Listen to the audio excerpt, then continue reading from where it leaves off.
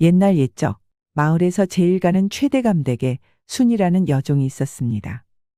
어찌나 순수하고 해맑은지 순이가 웃으면 세상이 맑아지는 것 같았지요.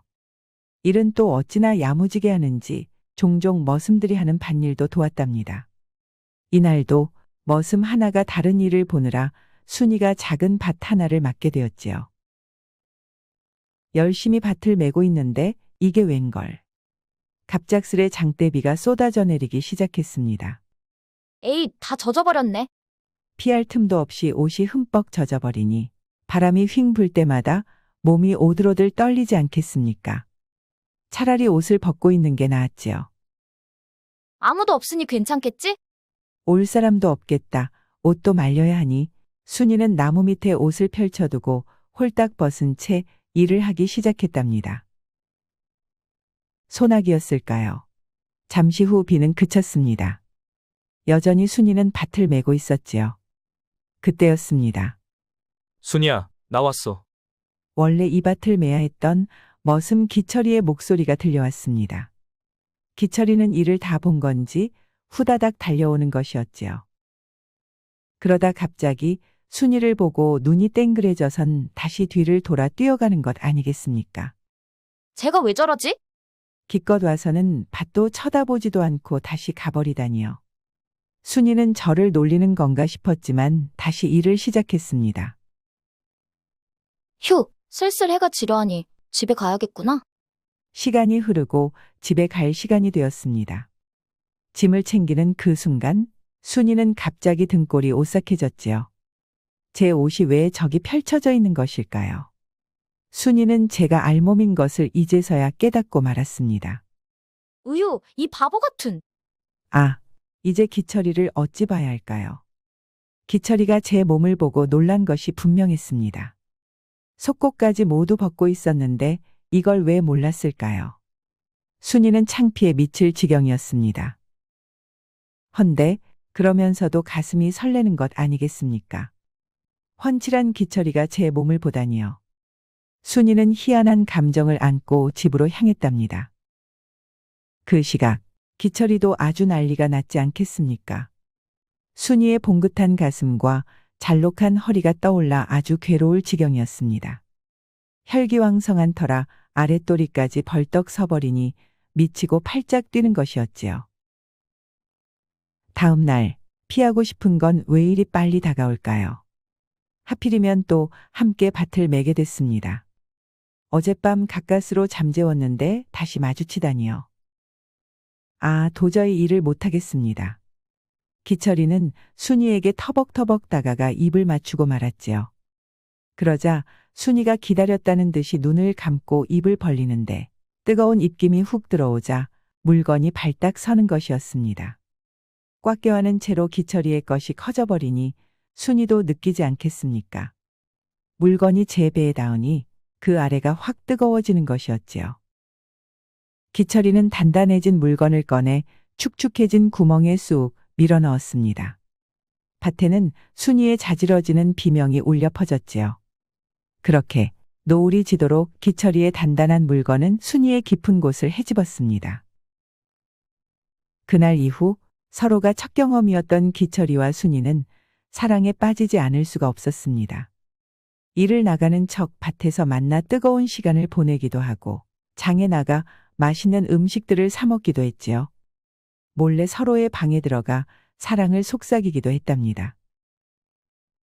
그렇게 기철이와 순이가 깊은 사랑에 빠진 어느 날이었습니다. 웬일인지 최대감은 순이를 보며 심통이 잔뜩 났지요. 도대체 누가 건든 거야? 어린 여자면 껌뻑 죽던 최대감은 순이의 변화를 알아차렸습니다. 이전에 순수하고 맑은 느낌이 아니었지요. 사내의 손길을 탄 것이 분명했습니다. 제가 첫 경험이 되어주고 싶었는데 도대체 누가 건드렸단 말입니까? 몹쓸 놈. 내 누군지 확인을 해야겠구나. 최대감은 장을 보러 나서는 순이의 뒤를 몰래 쫓았습니다. 그 재수 없는 사내를 아주 혼내줄 작정이었지요. 아니나 다를까 순이는 장에 가다 어느 좁고 한적한 길로 빠졌습니다. 그러더니 웬 버려진 초막으로 쏙 들어가는 것이었지요. 옳다구나. 순이를 망친 녀석이 저 안에 있는 것이 분명했습니다. 아, 역시 벌써부터 두 남녀의 거친 숨소리가 들리기 시작했습니다. 최대감은 초막 앞에 몸을 숙이고 열린 문틈 사이로 고개를 빼꼼 내밀었지요. 헌데 이게 웬일입니까? 저 사내는 제 집 머슴 기철이 아니겠습니까? 기철이가 신음을 내뱉으며 순이 위에서 몸을 흔들고 있는 것이었지요. 그 순간 밑에 깔린 순이가 보였습니다. 아니, 얼굴은 순수한 소녀 같은 녀석이 저리 풍만한 것을 숨기고 있었다니요. 동시에 순이의 자지러지는 비명소리가 들려오는데 그게 또 어찌나 야릇한지 온몸이 달아오르고 흥분하지 않을 수가 없었습니다. 최대감은 기철이가 순이의 위로 풀썩 쓰러질 때까지 한참을 지켜보다 후다닥 집으로 돌아왔지요. 그날 이후 최대감은 순이 생각에 잠도 자지 못했습니다. 순이가 풍만한 것을 흔들며 허리를 움직이는 것이 자꾸만 떠오르는 것이었지요. 기생집도 가보고 다른 처녀들도 품에 안아보았지만 순이가 더 고플 뿐이었습니다. 기철이를 혼내줘야 하는 것도 잊은 채 순이를 갖고 싶다는 생각만 머릿속을 꽉 채웠지요. 그러던 어느 날 고심하던 최대감은 순이를 찾아갔습니다. 순이야, 너는 이제부터 집안일 말고 내 옆에서 수발을 들거라. 네, 대감님. 순이는 의아했지만 대감님 말에 토를 달 수는 없었지요. 그렇게 닷새가 흘렀습니다. 순이는 최대감 옆에 하루 종일 붙어 있느라 기철이가 보고 싶어 미칠 지경이었지요. 이 눈치 없는 최대감이 매일 저녁마다 술상을 차려오라고 한 것이었습니다. 게다가 이날은 또 술을 마셔본 적도 없는데 같이 마시자는 것이었지요. 순이는 차마 거절할 수 없어 한 잔 털어 넣었습니다. 아니, 술이 이리 독한 것이었군요. 헌데 또 기분은 왜 이리 좋아지는 것일까요? 순이는 넙죽넙죽 최대감이 주는 술을 받아 먹었답니다. 아, 금방 술 한 병을 다 비웠습니다. 세상이 핑핑 돌더니 어라? 최대감이 기철이로 보이는 것이었지요. 순이는 눈 깜짝할 사이에 최대감에게 달려들었습니다. 기철아, 내 얼마나 너를 보고 싶었는지 알아? 저를 기철이로 불렀지만 그게 무슨 상관입니까? 최대감은 옳다구나 하며 순이의 옷을 벗겼지요. 아, 드디어 순이의 풍만한 것을 마주했습니다. 얼굴을 파묻으니 온몸이 녹아내릴 것 같았지요. 둘은 아주 격정적으로 밤새 뜨거운 시간을 보냈답니다.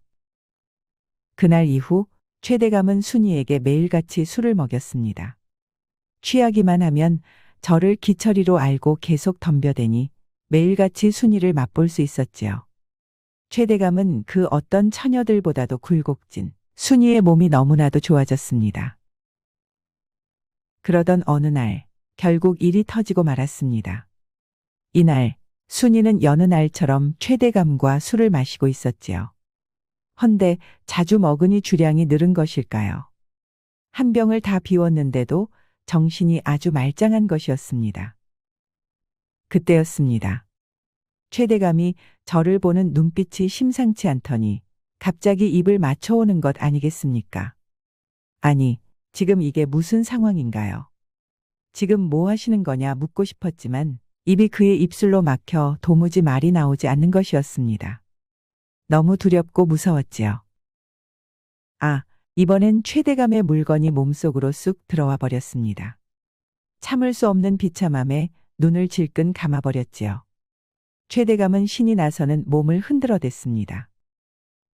헌데 이게 웬일입니까?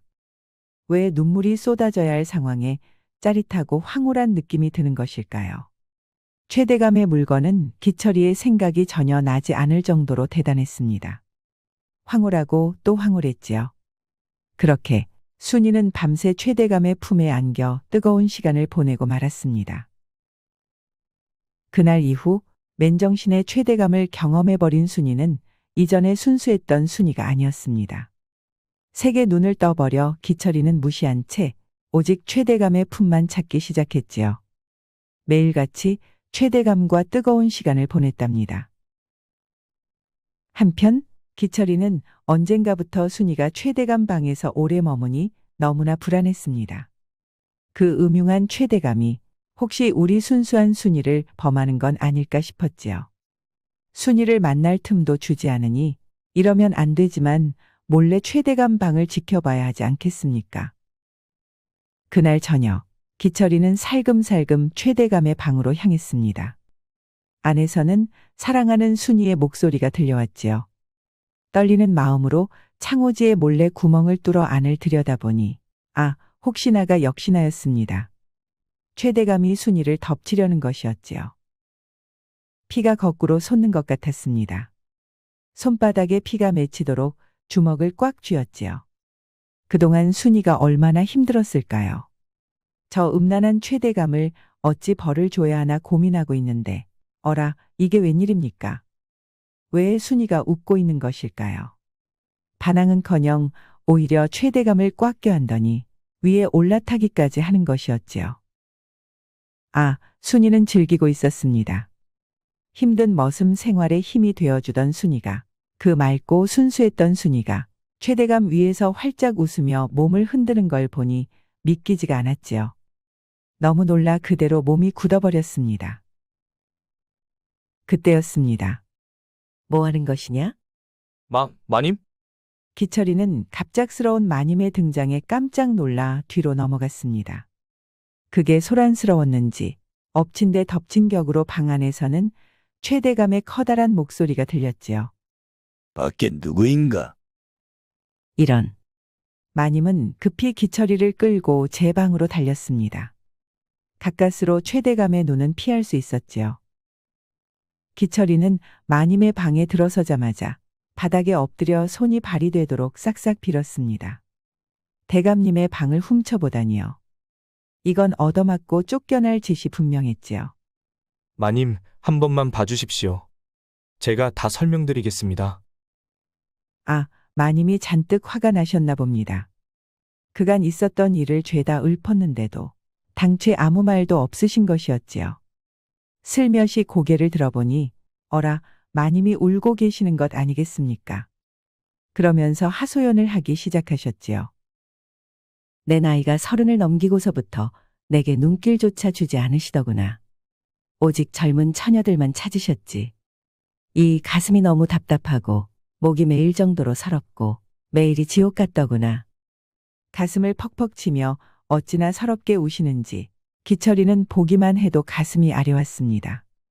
저도 모르게 조심스레 마님을 품에 안고 토닥였지요. 마님은 그동안 많이 지쳤는지 한참을 울다 잠에 들었습니다.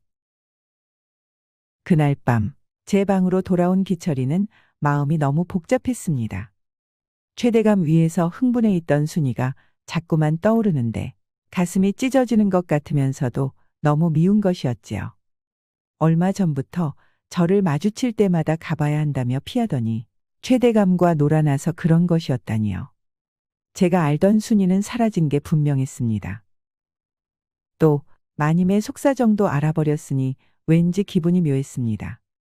가까운 사이가 된 것만 같고 계속 위로해주고 싶었지요.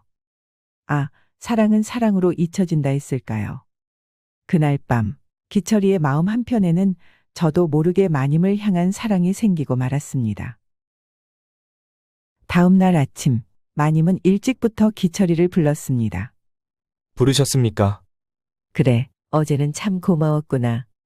헌데 그 일은 우리 둘만 알았으면 한다. 당연한 말씀이십니다. 그 누구에게도 말하지 않겠습니다. 그때였습니다.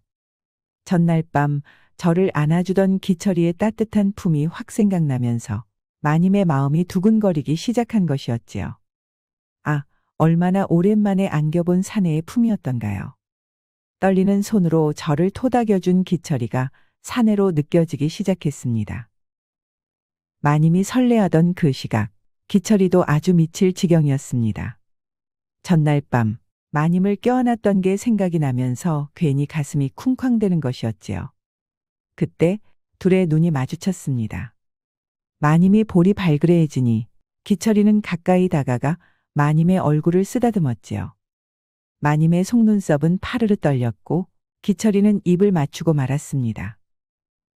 점점 격해지는 입맞춤에 기철이는 마님을 눕히고 위에 올라탔지요. 물건은 아까부터 단단해졌답니다. 아, 마님과 이래도 되는 것일까요? 저도 순이와 같은 사람이었던 것일까요? 많은 생각이 났지만 기철이는 멈출 수가 없었습니다. 단단해진 물건을 꺼내 마님의 깊은 곳에 쑥 밀어넣었지요.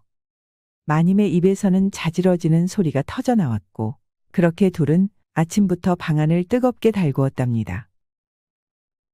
그날 이후 둘은 급속도로 가까워졌습니다. 사랑하는 사람에게 버림받은 같은 처지인데다 심성도 고운 것이 참 많이 닮아 있었지요. 둘이 힘을 합쳐 최대감과 순이에게 복수할까도 싶었지만 둘은 그런 위인이 되지 못했습니다. 생전 착하게 살아온 터라 어찌 복수를 해야 하는지도 몰랐지요. 그저 우리가 그들보다 더 행복하게 지내면 되지라고 생각하며 서로에게 집중할 뿐이었답니다. 순이와 최대감은 있고 하루하루 행복하고 즐거운 나날을 보내려 노력했지요. 그렇게 반년이 흘렀습니다. 기철이와 마님은 어느덧 죽고 못 사는 사이가 되었지요. 마님은 소녀 시절로 돌아간 듯 아주 맑게 웃었으며 기철이는 그런 마님을 사랑스러워하니 둘의 매일은 무척 행복했지요. 순이와 최대감도 그들 나름대로 맘껏 색을 즐기고 사랑을 나누었답니다. 그렇게 평화로운 시간이 흐르던 어느 날 집이 난리가 나고 말았습니다. 며칠 전부터 최대감이 시름시름 앓더니 결국 몸져 눕고만 것이었지요. 늦게 배운 도둑이 날 새는 줄 모른다고 했던가요. 순이의 색욕이 미쳐 날뛰는 바람에 최대감을 하루 왼종일 올라탔는데 나이가 나이인지라 최대감의 몸이 이를 받아주지 못했던 것이었습니다.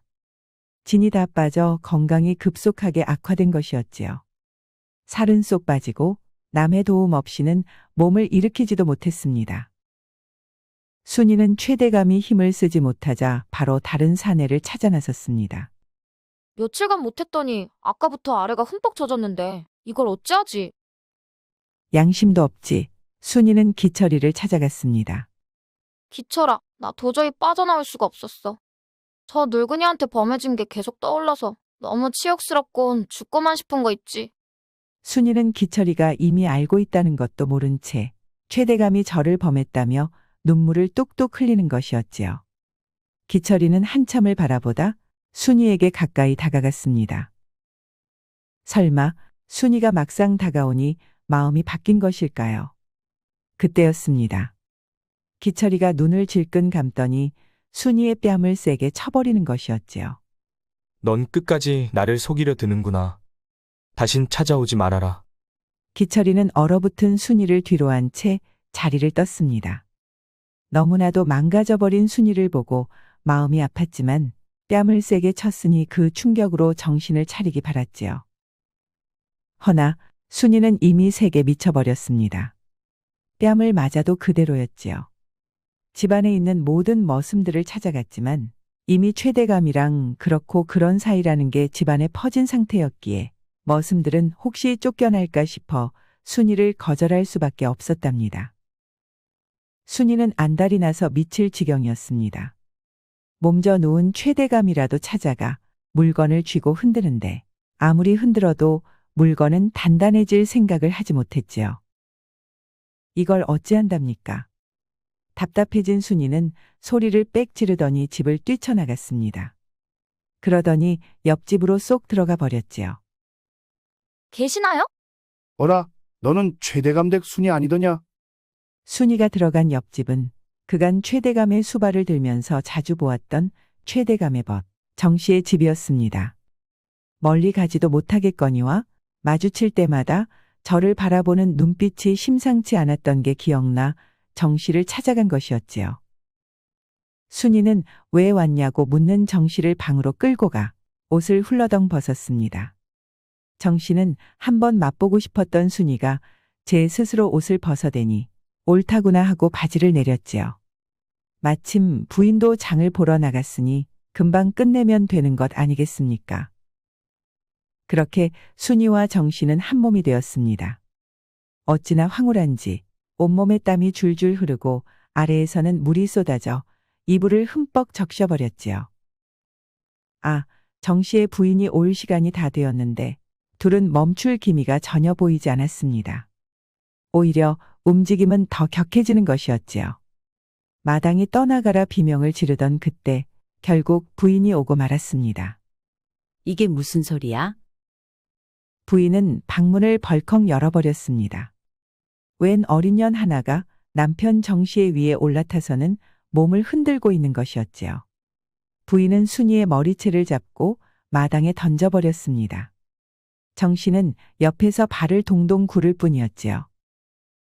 워낙 불같은 성격이었던 터라 그간 꼼짝도 못했었는데 다른 처녀랑 정을 나누는 걸 들켜버렸다니요. 속된 말로 그냥 망한 것 아니겠습니까?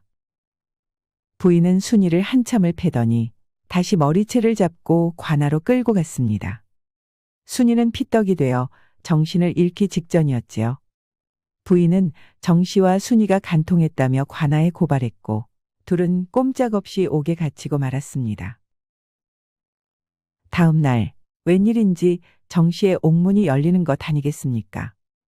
남는 게 돈이었던 정 씨는 관아에 뒷돈을 주고 순이에게 죄를 몽땅 덮어씌운 것이었지요.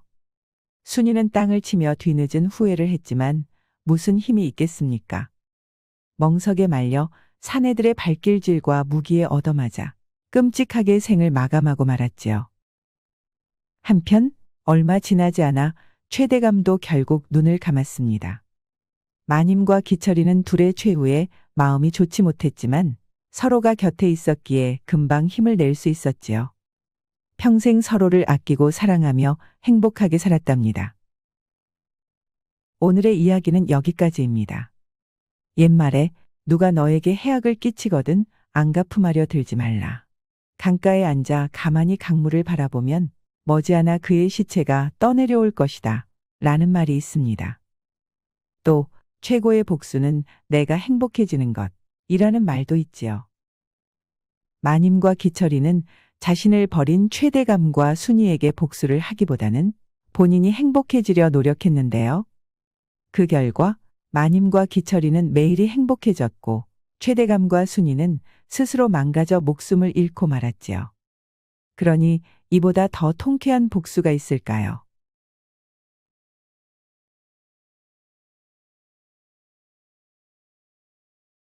옛날 옛적에 곱디고 온 대감집 마님이 살고 있었습니다. 이 고고한 마님에게는 남들에게 절대 말하지 못할 고민 하나가 있었는데요. 바로 밤마다 끓어넘치는 욕정이었습니다. 어찌나 팔팔 끓는지 하루라도 깊은 곳에 기다란 것을 넣지 않으면 가슴이 답답하고 꼭 죽을 것만 같았지요.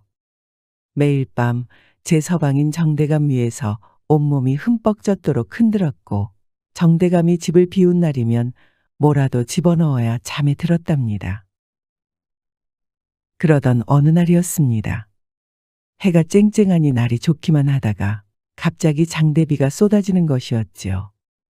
여종들과 머슴들은 마당에 걸려있던 빨래를 허겁지겁 걷기 시작했습니다. 밖이 소란스럽자 마님은 방에서 나와보지 않겠습니까? 빨래 걷는 것을 내다보던 그때 마님의 몸이 움찔하고 말았지요. 머슴 창대 때문이었습니다. 비에 홀딱 젖은 창대는 드넓은 가슴팍과 두꺼운 팔뚝이 모두 드러나고 말았는데 그게 마님의 눈에 훅 들어온 것이었지요. 며칠 전부터 정대감도 집을 비워 더욱 안달이 나 있던 터라 누구보다 탄탄한 창대의 몸을 보자마자 가슴이 뛰고 아래가 뜨거워지는 것이었습니다. 아, 저는 고귀하고 고고한 안방마님인데 머슴 따위에게 일이 느끼다니요. 마님은 짜릿함을 뒤로한 채 방으로 들어갈 수밖에 없었습니다. 헌데 한번 끓어오른 욕정은 식을 기미가 보이지 않았습니다. 아래에선 물이 줄줄 흐르고 입에서는 가녀린 소리가 터져나오는 것이었지요. 아, 도저히 참을 수가 없습니다. 제가 죽게 생겼는데 고기고 나발이고 다 필요 없지요. 마님은 뛰쳐나가 창대를 찾아 나섰답니다. 소낙비였을까요? 언제 소란스러웠냐는 듯 마당은 잠잠했습니다. 마님의 눈은 창대를 찾았지요. 아, 저 앞에 창대가 보입니다. 헌데 밭에 가는 것인지 집 밖으로 나가는 것이었지요. 뒤를 쫓는데 걸음이 어찌나 빠른지 점점 거리가 벌어지는 것이었습니다. 그때였습니다. 창대가 좁은 골목으로 쏙 들어가는 것이었지요. 헐레벌떡 뛰어 골목으로 뛰어들어가니 한 버려진 초막이 보였습니다. 창대는 온데간데 없고요. 옳다구나. 저기 들어간 것이구나. 마님은 초막으로 살금살금 다가갔습니다. 헌데 이게 웬일입니까? 살며시 초막 안을 들여다보던 마님은 뒤로 넘어갈 뻔했습니다. 창대가 웬 처녀 위에 올라타 몸을 흔들고 있는 것이었지요. 어찌나 격하게 몸을 흔드는지 아래는 찌릿하다 못해 아프기 시작했습니다. 그때였습니다. 마님은 또 한 번 뒤로 넘어갈 뻔했지요. 창대 밑에 있는 저 처녀, 저건 우리 집 여종, 연희 아니랍니까? 아니, 창대와 연희가 그렇고 그런 사이였다니요. 이 초막에서 그간 몰래 사랑을 나누었군요. 마님은 차마 둘씩에게나 제 치부를 드러낼 수는 없어 집으로 돌아와 홀로 일을 치를 수밖에 없었습니다. 그날 밤 마님은 도무지 잠이 오지 않았습니다. 창대와 연희가 한 몸이 된 모습이 자꾸 떠오르는 것이었지요. 그러니 또 아래가 뜨거워지지 않겠습니까? 도저히 못 참겠구나. 결국 창대의 방으로 향했지요. 마님? 창대야, 내 아까부터 아래가 찌릿한 것이 내 물건을 넣어주어야겠구나. 예? 고귀하신 마님께서 다짜고짜 찾아오셔서는 물건을 넣어달라고 하시다니요. 창대는 깜짝 놀라 몸이 굳어버렸습니다. 마님은 아랑곳하지 않고 이불 위에 누웠지요. 어서 오지 않고 뭐 하는 것이냐? 아, 차마 마님의 명을 어길 수는 없었습니다. 마님 위에 올라탔지요. 마님의 새하얀 속살을 보니 그 와중에도 벌떡 솟는 것이었습니다. 그만하라고 하실 때까지 넣고 또 넣었지요. 커다란 창대의 것이 들어오자마자 마님의 눈은 뒤집혔습니다. 황홀해도 이리 황홀할 수가 없었지요. 다리가 바르르 떨리더니 잠시 정신도 잃은 것 같습니다. 정대감을 대신할 물건을 빌리려던 것뿐인데 창대의 것에 흠뻑 빠지고 말았지요. 그렇게 참으로 뜨거운 아주 만족스러운 시간을 보냈답니다. 반면 창대는 죄책감에 휩싸였습니다. 사랑하는 연희를 두고 마님과 정을 나누다니요. 아무리 억지였다지만 제가 참 미워지는 것이었지요. 또 동시에 두려움이 밀려오지 않겠습니까? 감히 제가 대감님의 귀한 마님을 헤집었다니요. 대감님께 들켰다가는 꼼짝없이 죽은 목숨이겠지요. 하, 이게 대체 무슨 일이냐? 머리가 터질 것만 같습니다. 결국 연희를 찾아갔지요. 마님과의 일을 털어놓아 조금이라도 죄책감을 덜어야 했습니다. 연희야, 아까 마님이 방으로 찾아오신 것 있지? 마님이? 대체 무슨 일로? 창대는 눈물을 흘리며 마님과 있었던 일을 고백했습니다. 듣던 연희도 울음을 터뜨리는 것이었지요. 연희는 창대가 미워 죽겠으면서도 마님을 거절하지 못한 것을 이해할 수밖에 없었습니다. 속상한 마음에 눈물이 주룩주룩 흘렀지만 저보다 더 힘들 창대를 위로해 주었지요. 대감님이 돌아오시면 다 끝날 거야. 숨기지 않고 말해줘서 고마워. 미안해, 연희야. 내가 많이 사랑해. 그날 이후 창대에게 흠뻑 빠진 마님은 시도 때도 없이 그를 찾았습니다. 한양으로 떠난 정대감이 돌아오기까지는 닷새밖에 남지 않았으니 아쉬움이 안 남도록 대차게 즐겨야 했지요. 시간은 너무나도 빨랐습니다. 금세 닷새가 흐르고 정대감이 돌아왔지요. 에이, 창대랑 참 좋았는데 벌써 저 영감이 오다니. 닷새 동안 그토록 즐겼건만 그래서 그런 걸까요? 마님은 아쉽다 못해 화가 날 지경이었습니다. 그래도 별 수 있나요? 서방 앞에선 웃어야 했지요. 그날 밤 정대감은 마님을 방으로 불렀습니다. 여보, 당신 그간 밤을 어찌 보냈소? 난 아주 참느라 힘들었소. 이리 오시게. 정대감은 오랜만에 만난 마님을 눕히고 올라타 그간 못 나눈 사랑을 나누었습니다. 헌데 그 욕정 가득한 마님이 어딘가 이상한 것 아니겠습니까? 기다란 것이 깊은 곳을 헤집는데도 억지로 가녀린 소리를 내뱉는 것이었지요. 그렇지요. 창대의 것과 너무 달랐던 것이었습니다. 창대의 것은 그곳이 터질 것처럼 대단했는데 정대감의 것은 그곳을 꽉 채워주지 않았던 것이었지요. 그렇게 마님은 잔뜩 회포를 푸는 정대감 밑에서 한참을 억지로 좋은 척했답니다. 그러던 어느 날 마님은 대낮부터 창대를 방으로 불렀습니다. 갑자기 마님이 왜 부르시는 거지?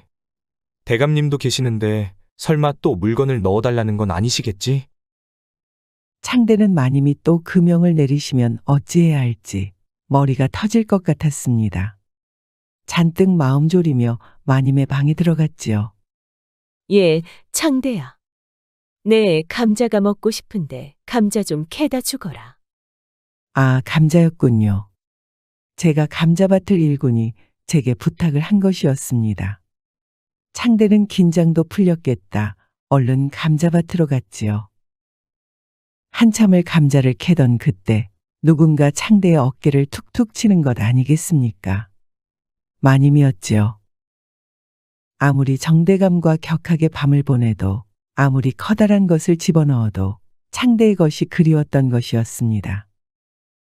창대 생각에 결국 대낮부터 아래에서 물이 줄줄 흐르는데 정대감이 잠들기까지 도저히 기다릴 수가 없었지요. 여종의 옷을 훔쳐 입고 정대감의 눈을 피해 감자밭으로 온 것이었답니다. 그렇게 창대와 마님은 감자밭에서 뜨거운 시간을 보내기 시작했습니다. 아, 이 맛이었지요. 오랜만에 들어온 창대의 것에 온몸이 바들바들 떨리지 않겠습니까? 짜릿해도 이리 짜릿할 수가 없었지요. 헌데 웬일인지 창대가 이전보다 더 격하게 흔드는 것 아니겠습니까? 마님이 여종의 옷을 입고 있어 그런 건지 아니면 오랜만에 마님과 정을 나누어서인지 이전과 색다른 느낌을 받은 것이었지요. 저도 모르게 더 세게 흔든 것이었습니다. 그렇게 둘은 노을이 질 때까지 오래도록 뜨거운 시간을 보냈지요. 그날 이후 마님과 창대는 낮은 감자밭에서 밤엔 정대감이 잠든 틈을 타 마님의 방에서 하루 종일 뜨거운 시간을 보냈습니다. 어느덧 창대도 마님과의 시간을 기다렸지요. 이러면 안 되는데, 정말 안 되는데 하면서도 연희에게는 그저 마님이 절 찾는다며 슬픈 척까지 해댔습니다. 그러던 어느 날 밤, 연희는 소변이 마려워 잠에서 깼습니다. 뒷간에 가려는데 마님의 방에서 창대의 목소리가 들리는 것이었지요. 아, 마님이 또 창대를 불렀군요. 순간 연희는 호기심이 폭발했습니다. 보면 저만 힘든 걸 알면서도 사람 마음이란 게 궁금한 건 절대 못 참지 않겠습니까? 창호지의 구멍을 뚫고 안을 들여다보았지요. 어라, 이게 웬일입니까? 마님이 저를 찾을 때마다 아무 느낌 없이 오히려 역겨움을 느끼며 시간을 보낸다던 창대가 눈은 다 풀려 있고 온몸에 땀이 줄줄 난 채로 마님의 봉긋한 것을 쥐고 있네요. 저건 분명 저도 즐기고 있는 것이었습니다. 연희는 가슴이 무너지는 것 같았습니다. 힘든 여종 생활에 힘이 되어주던 창대가 저를 버리다니요. 차라리 솔직하게 말을 하지 왜 저를 속인 걸까요? 정녕 마님께 마음을 빼앗긴 것인지 묻고 싶었지만 말했다가는 저를 떠나갈까 차마 말도 못하고 눈물만 흘릴 뿐이었습니다. 다음 날 연희는 일을 하는 둥 마는 둥 고민에 빠졌습니다. 분명 창대가 미워야 하는데 여전히 창대가 좋은 것이었지요. 어찌하면 창대의 마음을 돌릴 수 있을까요? 저를 사랑 가득한 눈으로 쳐다보던 창대를 어찌하면 다시 볼 수 있을까요? 그때였습니다. 연희가 갑자기 사내 둘에게 끌려가네요. 대체 어찌 된 일일까요? 사실 어젯밤 마님은 창호지의 구멍을 뚫고 저를 쳐다보는 눈을 보게 되었습니다. 연희가 분명했지요. 생각해보니 창대와 그렇고 그런 사이였군요. 그러니 연희를 가만둘 수가 있겠습니까? 당장 팔아버려야 했지요. 고생 꽤나 할 것이다. 허구한 날 싸워대는 쌈딱이니 여종을 어찌나 막대할꼬. 하하. 마님은 마을에서 악명 높은 최부자 댁에 연희를 팔아버렸지요. 종신분인 연희는 아무런 힘도 쓰지 못하고 끌려갈 수밖에 없었답니다. 그날 이후 연희도 없겠다. 멍청한 영감은 의심조차 하지 않으니 마님은 참으로 행복했습니다. 창대야, 더 세게 넣어보거라. 마님, 아, 찢어질 것 같구나. 마님의 허리는 매일같이 활처럼 휘었지요. 창대도 어찌나 아래를 흔들었는지 허벅지가 황소만큼 두꺼워졌답니다. 몸정이 깊어지니 둘은 어느덧 속 깊은 이야기까지 하는 사이가 되지 않았겠습니까? 마님, 그나저나 연희가 앙심을 품진 않겠지요? 요즘 대감님보다 연희가 더 걱정입니다요. 걱정 말거라. 지금 최부자 때문에 정신없을 것이야. 돈이 넘쳐나는데 왜 아직까지 홀로 살겠느냐. 쌈딱에다가 제 종들을 그리 괴롭힌다더라. 아마 연희처럼 어여쁜 여종들은 몸종으로까지 쓸지도 모르지. 그것 참 다행이네요. 아니, 제가 사랑하던 사람이 최부자란 작자에게 괴롭힘을 당한다는데 슬퍼하긴커녕 오히려 기뻐하다니요. 이미 창대에게 연희는 눈엣 가시 같은 존재가 되고 만 것이었습니다. 연희 때문에 참 불편했는데 마님이 손을 써주니 그저 맘 편히 즐길 뿐이었지요. 한편 연희는 매일이 지옥이었습니다. 제가 끌려갈 때 창대는 저를 못 본 척 무시했지요. 그 옆에 마님은 입이 찢어져라 웃고 있고요. 그토록 사랑했던 창대가 제가 끌려가도 아무렇지 않아 하니 가슴이 찢어지는 것 같았습니다. 그 와중에 제 주인이 된 최부자란 작자는 마을에서도 유명한 괴팍한 사람 아니랍니까? 무섭고 두려워 딱 죽고만 싶은 심정이었지요. 숨 죽이고 살 수밖에 없었습니다. 그러던 어느 날이었습니다. 마님은 여느 날처럼 창대를 불렀지요. 창대야, 감자 좀 따다 주거라. 네, 마님. 창대가 집을 나서자 마님도 후다닥 여종의 옷으로 갈아입고 감자밭으로 향했지요. 마님, 오셨습니까? 창대는 이미 단단해져 있는 물건을 꺼내 깊은 곳에 쑥 밀어 넣었습니다. 아, 하루에 몇 번을 해도 당최 질리지가 않았지요. 황홀하다 못해 미칠 지경이었습니다. 마님은 창대를 더 세게 끌어안고 창대는 그럴수록 더 격하게 넣었지요. 그때였습니다. 이게 대체 무슨 짓이오? 커도 너무 큰 호통 소리에 화들짝 놀라 쳐다보니 어라, 이 사람은 그 악명 높은 최부자 아니겠습니까? 최부자는 마을이 떠나가라 소리를 질러대는데 뭔 일 났나 싶어 마을 사람이 죄다 달려오는 것이었습니다. 마님과 창대는 너무 놀라 온몸이 굳어버렸지요. 옷 입는 것도 있고 말입니다.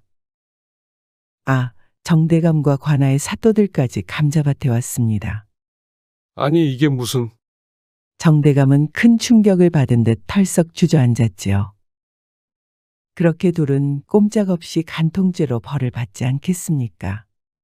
매일같이 흔들어 참으로 예쁘던 볼기는 곤장질의 피투성이가 되고 온몸은 만신창이가 되어 옥에 갇히고 말았지요. 뒤늦게 제 욕심을 후회했지만 이미 늦어도 너무 늦었답니다. 한편 마님과 창대가 끌려가는 걸 보는 이가 있었습니다. 바로 연희였지요. 사실 최부자는 무척이나 정의로운 사내였는데요. 바닥에 침이라도 뱉는 자가 있으면 어찌나 화를 내는지 그리하여 매일같이 마을 사람들과 싸우고 다닌 것이었지요. 또 종들을 괴롭히긴커녕 참으로 친절하였는데 마을 사람들과 사이가 안 좋다 보니 절로 나쁜 소문이 돌았던 것이었습니다. 연희는 최부자에게 팔려오던 날 저를 못 본 척하던 창대에게 정이 뚝 떨어지고 저를 보며 입이 찢어져라 웃던 마님을 향한 복수심이 불타올랐는데요. 하여 최부자의 소문이 거짓이란 걸 알게 되자 제 사정을 털어놓은 것이었지요. 정의로운 최부자는 그걸 듣고 까무러친 것이었습니다.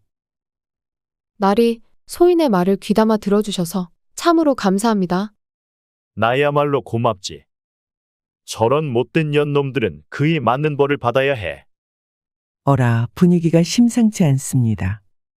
최부자와 연희 사이에서도 설렘이 보이는 것이었지요. 함께 일을 해결해서 그런 것일까요? 최부자는 어여쁘고 참한 연희에게, 연희는 듬직하고 정의로운 최부자에게 사랑을 느낀 것이었습니다. 자연스레 입을 맞추게 되고 뜨거운 시간을 보냈지요. 이후 최부자는 연희를 안방마님의 자리에 앉히고 연희는 종생활을 끝내고 최부자와 함께 행복하게 살아갔답니다. 오늘의 이야기는 여기까지입니다. 옛말에 견리망이라는 말이 있지요. 이로움을 보자 의로움을 잇는다 라는 뜻으로 눈앞의 이익에 사로잡혀 소중한 의리를 저버려 결국은 크게 손해를 보고 후회하게 된다는 걸 의미합니다. 마님과 창대는 눈앞에 들끓는 욕정 때문에 소중한 사람들을 배신하고 버렸는데요. 결국 그게 드러나 꼼짝없이 옥에서 생을 마감하고 말았지요. 반면 연희와 최부자는 의로움만을 쫓아 못된 자들도 혼내주고 사랑도 얻었으니 이게 바로 일거양득이지 아니겠습니까? 그러니 우리도 욕심에 사로잡혀 소중한 존재를 저버리고 있지는 않은지 한번 돌이켜봐야겠습니다.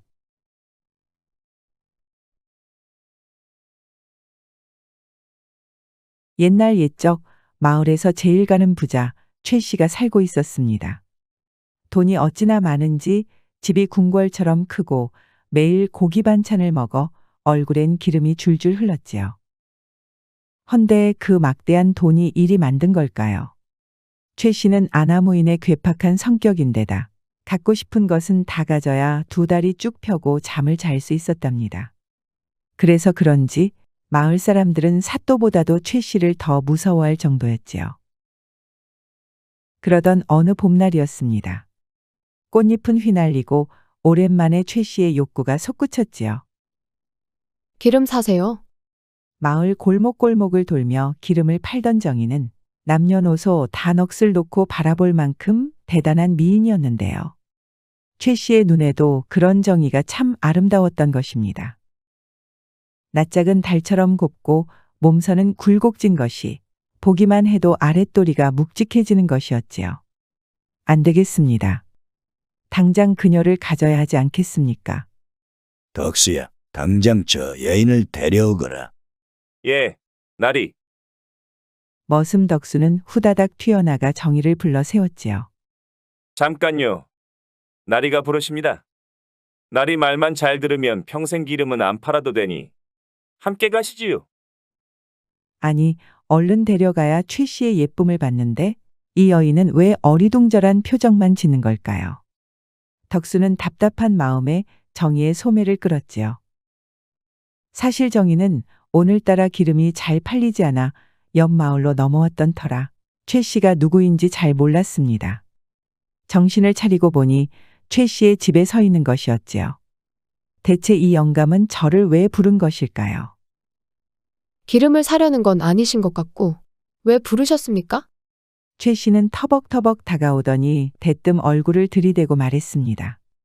그 짝 때문에 아까부터 아랫도리가 뻣뻣해 아플 지경인데 이걸 그 짝 아니면 누가 잠재우겠어. 아니, 이 상스러운 말을 이리 대놓고 말하다니요.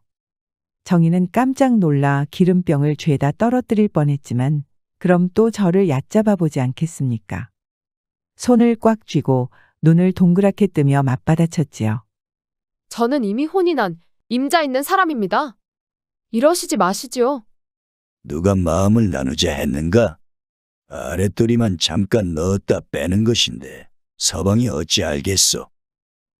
아, 최 씨는 콧방귀도 뀌지 않았습니다. 그러더니 정희의 손목을 잡고 방으로 질질 끌고 가는 것이었지요. 이대로 가면 진정 범해질 것 같은데 어찌해야 할까요? 그때였습니다. 에잇! 정희는 최 씨에게 기름을 뿌려버렸습니다. 뒷일이 무서웠지만 어쩔 도리가 없었지요. 이 영감 밑에 깔릴 수는 없지 않겠습니까? 정희는 뒤도 돌아보지 않고 내달렸습니다. 머슴 덕수가 쫓아가려 하니 최 씨는 가만두라 하는 것이었지요. 무서운 줄 모르고 꿈틀대는 것들은 더 고통스럽게 괴롭혀 주어야 재밌지 않겠습니까? 그래, 조만간 또 보자고 기름장수. 한편 정희는 달리고 또 달렸습니다.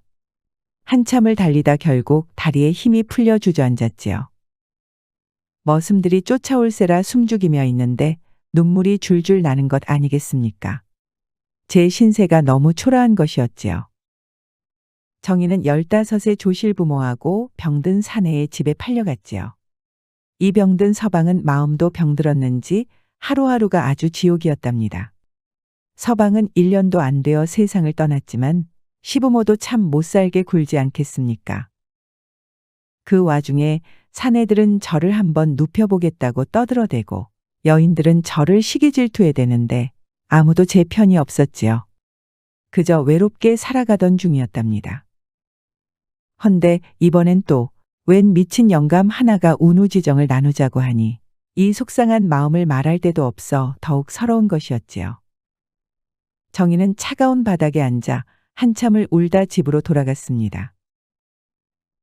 그날 이후 정희는 아무리 기름이 안 팔려도 최 씨의 마을엔 절대 발걸음하지 않았습니다. 혹시라도 마주치면 대참사가 날 것이 뻔했기 때문이지요. 그렇게 정희의 머릿속에서 최 씨가 잊혀져 갈 때쯤이었습니다. 일을 마치고 집에 돌아온 정희는 눈을 의심할 수밖에 없었지요. 잘 지내셨는가? 아니, 왜 최 씨가 여기 있는 것일까요? 기름 냄새가 몸에서 안 없어지니 그짝 생각이 나서 미치겠소.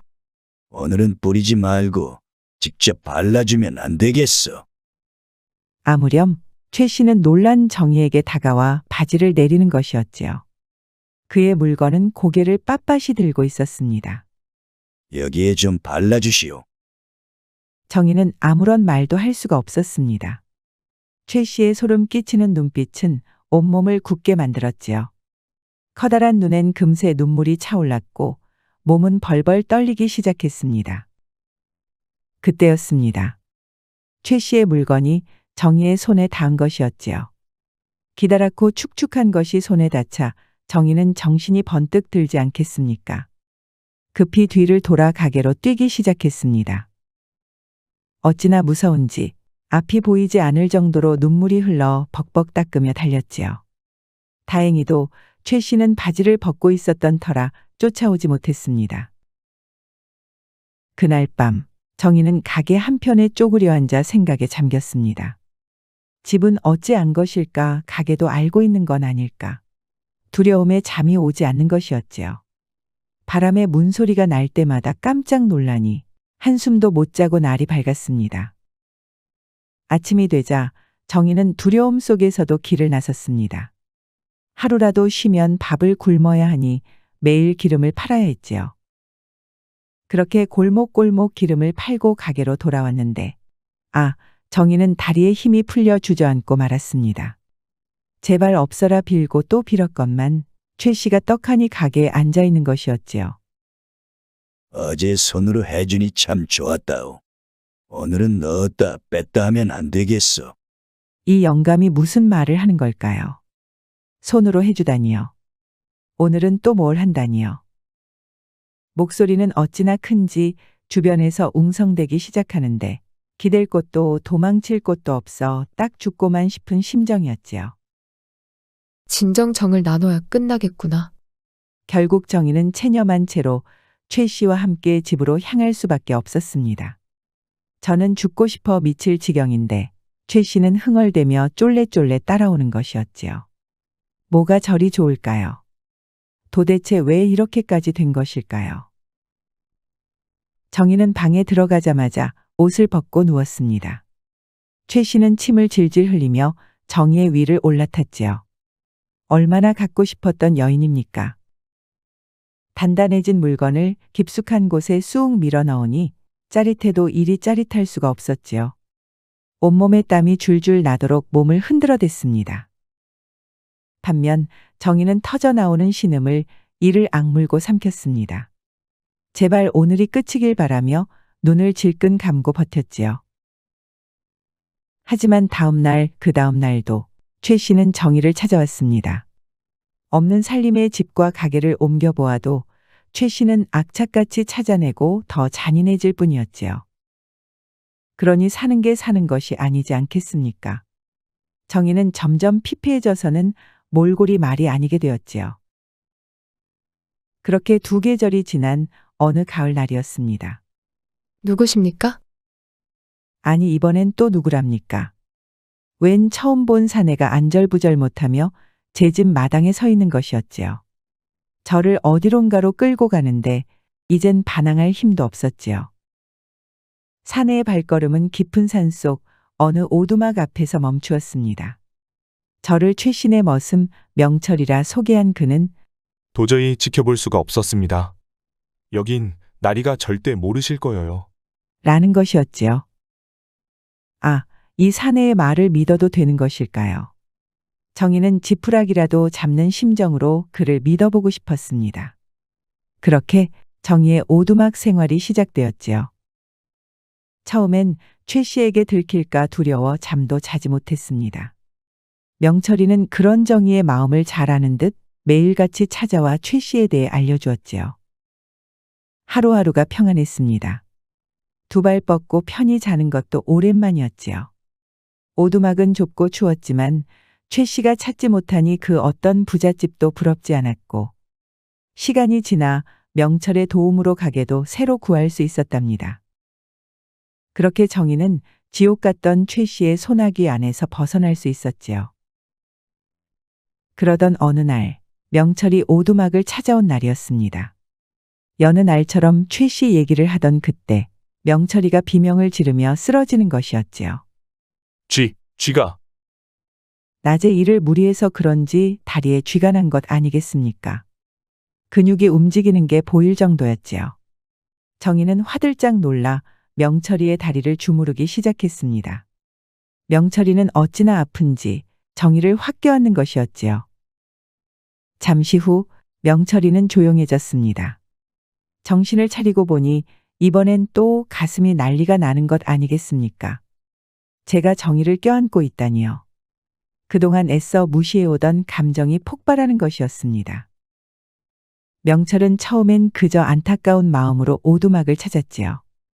헌데 자주 보다 보니 정희를 보면 괜스레 설레고 몸이 달아오르는 것 아니겠습니까? 저도 모르게 정희를 사랑하게 된 것이었지요. 정희 또한 미칠 지경이었습니다. 아까부터 명철이가 저를 어찌나 세게 껴안고 있는지 가슴이 두근거려 아무 말도 나오지 않는 것이었지요. 정희도 처음으로 제 편이 되어준 명철이를 남몰래 좋아하고 있었던 것이었습니다. 둘은 쥐가 잠잠해졌음에도 떨어질 생각을 하지 않았습니다. 어라, 입까지 맞추는 것이었지요. 그렇게 그날 밤 정희와 명철이는 뜨겁고 또 뜨겁게 사랑을 확인했답니다. 추운 겨울날 온몸이 땀에 젖을 때까지 한 몸이 되었지요. 다음 날 일을 마친 명철이는 오두막으로 향했습니다. 사랑하는 정희를 얼른 보고 싶었지요. 헌데 아까부터 느껴지는 이 찝찝함은 무엇일까요? 누가 뒤에서 따라오는 느낌이 드는 것이었지요. 명철은 빠른 걸음으로 골목에 들어가 몸을 숨겼습니다. 그러자 누군가 헐레벌떡 뛰어와 저를 찾는 것이었지요. 어라, 쟤는 머슴덕수 아니겠습니까? 날 왜 쫓아오는 것이야? 덕수는 놀란 듯 하더니 이내 얼굴을 구기고 소리쳤습니다. 명철이 너 그 계집 집과 가게를 나리한테 턱턱 갖다 바칠 땐 언제고 이제 와서 왜 숨겨주는 거야? 아니 이게 무슨 소리입니까? 최 씨에게 정희의 집과 가게를 알려준 게 명철이라는 것일까요? 명철이는 덕수의 말에 닭똥 같은 눈물을 흘리기 시작했습니다. 일은 이러했지요. 사실 명철은 최 씨가 가장 아끼는 머슴 최 씨의 신복이었습니다. 정희의 집도 가게도 이사한 집도 모두 다 명철이가 뒤를 캐고 알아낸 것이었지요. 심지어 정희뿐만 아니라 그간 최 씨가 해온 모든 못된 짓들을 돕고 있었던 것 아니겠습니까? 최 씨의 신복이 된 건 다 이유가 있었지요. 명철은 머리를 한 대 맞은 것처럼 어질어질했습니다. 선하고 순수한 정의와 사랑에 빠져 제 과거를 잊고 있었던 것이었지요. 정의가 제가 한 짓을 알게 된다면 저를 증오할 것이 분명한데 이제 어찌해야 할까요? 일단 덕수의 입부터 막아야 했습니다. 덕수는 최 씨의 사랑을 받는 제 자리를 호시탐탐 넘보던 자였지요. 하여 제 뒤를 캔 게 분명했습니다. 내 올해 안으로 머슴이를 관둘 테니 제발 나리와 정희에게는 말하지 말아줘. 신복 자리를 덕수 너한테 넘겨줄게. 다행히도 덕수는 그저 지켜보겠다고 당부하며 돌아갔지요. 명철은 복잡한 심정으로 오두막으로 향했습니다. 정희는 저를 기다리다 잠에 든 것 같았지요. 정희를 바라보는데 왜 이리 눈물이 나오는 걸까요? 한참을 울다가 차마 정희에게 말할 용기가 없어 그냥 나와버렸습니다. 그날 이후 추운 겨울이 지나 다시 봄이 올 때까지 명철이는 오두막에 나타나지 않았습니다. 그러니 정희가 아주 안달이 나지 않겠습니까? 최 씨에게 걸려 어찌 된 건 아닐까. 명철이 걱정에 잠도 못 잘 정도였지요. 정희는 도저히 가만히 있을 수 없었습니다. 명철을 찾기 위해 온 마을을 돌아다녔지요. 최 씨에게 들켜도 상관없었습니다. 그저 명철이가 잘 있는지만 확인하면 됐지요. 이젠 저가 명철이를 지켜주고 싶었답니다. 아, 하늘 신이 도운 걸까요? 명철이가 보이는 것이었습니다. 멀쩡히 살아있으니 정희는 마음을 놓였지요. 당장 달려가고 싶었지만 옆에 최 씨가 있는 터라 가만히 바라보는데 어라, 둘 사이가 꽤나 친밀해 보이는 것이 보통 머슴과 주인 사이 같지가 않습니다. 아, 정희는 갑자기 머리가 띵했습니다. 생각해보니 정을 나눈 다음 날부터 명철이는 오두막에 오지 않은 것이었지요. 설마 명철이도 저와 정을 나누려고 접근했던 것일까요? 세상이 무너지는 것 같았습니다. 웃으며 떠드는 둘을 바라보는데 구역질이 올라올 정도였지요. 그때 누군가 정희를 잡아당겼습니다. 머슴 덕수였지요. 가뜩이나 복잡한데 얘는 왜 또 저를 끄는 것일까요? 둘 사이가 좋아 보이지요? 명철이는 나리의 가장 믿음직한 머슴이지요. 당신의 집과 가게 모두 명철이가 나리에게 알려준 것입니다. 명철이를 믿지 마셔요. 아, 혹시나 했는데 역시나였습니다. 정희는 눈물을 뚝뚝 흘리며 아무 말 없이 오두막으로 향했지요. 덕수는 그런 정희를 보며 웃음을 터뜨렸습니다. 아니, 명철이 자식이 머슴이를 관둔다더니 나리에게 더 들러붙지 않겠습니까? 저 계집을 좋아하는 것 같으니 이리 해줘야 했지요. 그날 이후 정희는 이전보다 더욱 살기가 싫어졌습니다. 저를 고통 속에 빠뜨렸던 작자가 명철이었다니요. 거기다 저와 정을 나누겠다고 사랑하는 척까지 하다니요. 정희는 일도 하지 않고 밥도 먹지 않고 죽은 사람처럼 그냥 누워만 있었습니다. 그 와중에 그 미운 명철이가 보고 싶은 것이었지요. 진정 덕수의 말이 사실인 걸까요? 그 시각 명철은 벌써 정희를 잊은 것일까요? 최 씨와 잡담이나 나누고 있었습니다. 옆 마을이 진대감 때문에 난리가 아니랍니다. 돈이 어찌나 많은지 감히 나리와 함께 이름을 올린답니다. 이거 참 코를 납작하게 눌러줘야겠구나. 제가 항상 최고여야 하는데 갑자기 진대감이란 작자가 나타나니 열불이 나지 않겠습니까? 최 씨는 진대감을 골려주고 싶었지요. 진대감한테 어여쁜 부인이 있다는데 부인과 정을 나누시는 건 어떠십니까요? 듣자 하니 진대감의 물건이 힘을 못 쓴다더군요. 역시 똑똑하구나. 부인의 아랫도리를 뺏긴 것만큼 서러운 게 없지. 명철이는 진대감댁 머슴들에게 소문을 내어 최 씨의 물건이 대단하다 알리는 등 최 씨가 진대감의 부인과 정을 나눌 수 있도록 이리 뛰고 저리 뛰었답니다. 과연 충성스러운 머슴이었지요. 며칠 후 명철이의 도움으로 결국 최 씨는 진대감의 부인과 정을 나눌 수 있었습니다. 부인은 오랜만에 뚫린 아랫도리에 자지러지는 소리를 내뱉고 최 씨는 진대감을 이겼다는 것에 황홀에 미칠 지경이었지요. 그때였습니다. 지금 뭐 하는 것이오? 문이 벌컥 열리고 진대감이 웬 도적들이랑 서 있는 것 아니겠습니까? 도적들은 곧장 최 씨를 끌고 가 후드려 패고 산에 버려버리는 것이었지요. 최 씨는 온몸이 부서지는 고통의 비명을 지르는데 아무도 저를 찾아오지 않는 것이었습니다. 해는 점점 지기 시작하는데 팔다리는 도저히 움직여지지 않았지요. 앞에 산짐승이 나타났습니다. 그렇게 최 씨는 짐승밥이 되는 최후를 맞이하고 말았지요. 한편 명철이는 최 씨가 도적들에게 끌려가는 걸 모두 지켜보고 있었습니다. 사실 이 모든 건 명철이가 다 꾸민 일이었지요. 그간 잠도 자지 않고 이 마을 저 마을을 돌아다니며 최 씨를 해할 수 있을 만한 작자를 찾아다녔고 진대감이 도적들의 우두머리라는 걸 알게 된 것이었지요. 최 씨의 욕심을 이용해 계획을 세웠던 것이었습니다. 명철은 오두막으로 내달렸습니다. 너무 늦은 것일까요? 정희는 쓰러져 있었습니다. 입에 물을 흘려보내고 밤낮으로 정희를 보살폈지요. 저도 먹은 것도 없고 잠도 자지 않아 죽을 것 같았지만 정희가 깨어나길 기도할 뿐이었습니다. 며칠 후 드디어 정희가 깨어났습니다. 명철은 무릎 꿇고 빌며 그간 있었던 일을 다 고백했지요. 정희는 최 씨에게 제 집을 알려줬던 명철이 너무 미웠지만 그의 사랑만은 진실이었으니 용서할 수밖에 없지 않겠습니까? 저도 아직 그를 사랑하고 있었기 때문이었지요. 그렇게 둘은 명철이가 최 씨의 집에서 챙겨온 돈을 가지고 아무도 둘을 찾을 수 없는 마을로 가서 행복하게 살아갔답니다. 오늘의 이야기는 여기까지입니다. 옛말에 맹귀우목이라는 말이 있습니다.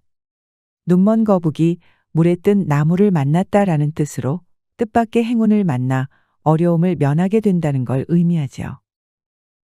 명철이는 최 씨 때문에 점점 악해지고 정희는 최 씨 때문에 점점 피폐해져 갔었는데요. 둘이 만나게 된 이후 우여곡절이 있었지만 결국엔 최 씨에게서 벗어나 행복해지지 않았습니까? 그러니 우리도 어려움을 겪고 있더라도 포기하지 않는다면 곧 뜻밖의 행운이 찾아오지 않을까요? 끝까지 시청해주셔서 감사합니다. 오늘의 이야기가 재미있으셨다면 구독과 좋아요, 알림 설정까지 꾹 눌러주세요. 그럼 오늘도 행복하고 즐거운 시간 되세요.